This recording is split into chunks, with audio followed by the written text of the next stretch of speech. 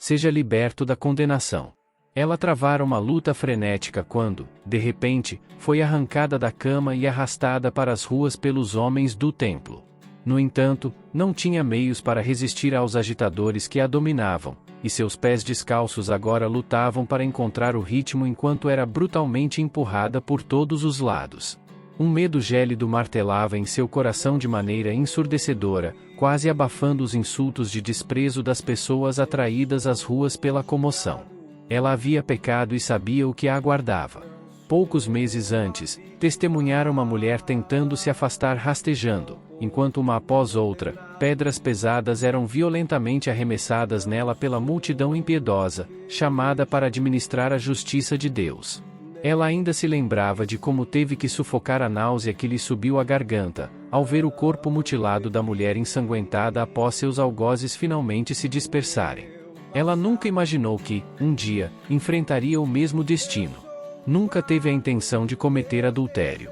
Sabia que era um erro encontrá-lo sozinha. Foi um terrível equívoco, e agora era tarde demais. Segundo a lei de Moisés, a pena capital era o preço do adultério. Não havia como escapar. Arrastada para o pátio do templo como uma boneca de pano, ela reconheceu vagamente a fragrância das ofertas feitas no altar de bronze. Embora não entendesse o significado, o cheiro sempre lhe proporcionara conforto quando era uma criança crescendo em Jerusalém. Vislumbres de seu pai dizendo que Deus derramaria suas bênçãos sobre sua família, enquanto o aroma do sacrifício subia ao céu vieram à mente, pouco antes de a multidão de fariseus religiosos parar abruptamente e jogá-la aos pés de um homem, a quem chamaram de mestre. Ela sabia que seu julgamento havia começado, que aquele homem deveria ser seu principal carrasco, o juiz religioso que a sentenciaria oficialmente à morte antes de arrastá-la para fora da cidade para ser apedrejada. Tremendo incontrolavelmente, ela curvou a cabeça e tentou cobrir os olhos com o cabelo da melhor forma possível, para não ver a multidão que gritava ao seu redor enquanto todos aguardavam sua sentença. Então, seus implacáveis acusadores dispararam o primeiro tiro. Mestre, esta mulher foi apanhada em flagrante adultério. E na lei nos mandou Moisés que tais mulheres sejam apedrejadas. Tu, pois, que dizes? João 8, 4, 5. Antecipando mais humilhação, ela se preparou para as palavras condenatórias de julgamento que, ela estava certa, viriam do mestre. Mas ela não ouviu nada, exceto um silêncio ensurdecedor. Era como se o mestre não tivesse ouvido as acusações proferidas contra ela. Então, com o canto do olho, viu o mestre abaixar-se e escrever com o dedo no chão. Os fariseus, armados com pedras nas mãos e enfurecidos com esse atraso, exigiram: "O que você diz, mestre? Não a apedrejamos agora." O mestre levantou-se diante deles, e ela ouviu uma voz tão retumbante de majestade que sua respiração ficou presa na garganta.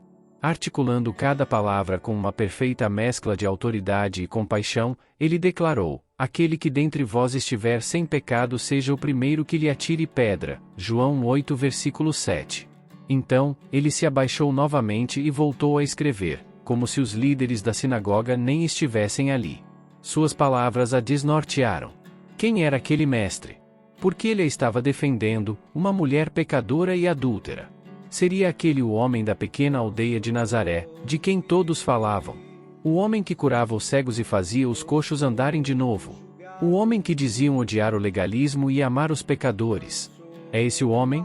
Quem é esse homem? Enquanto essas perguntas rodopiavam em sua mente amedrontada, ela ouviu o som de sua salvação. As pedras que a teriam atingido até a morte caíram, impotentes, no chão.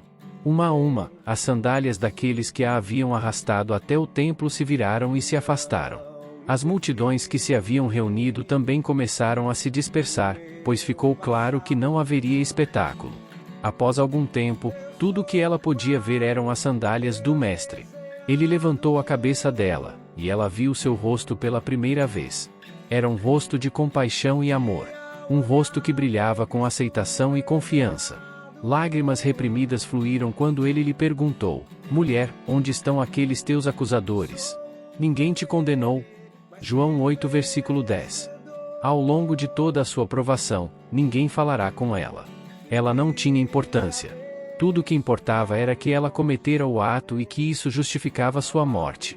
Mas agora, seus acusadores haviam ido embora, e o homem que a resgatara lhe falava e olhava como se ela tivesse importância.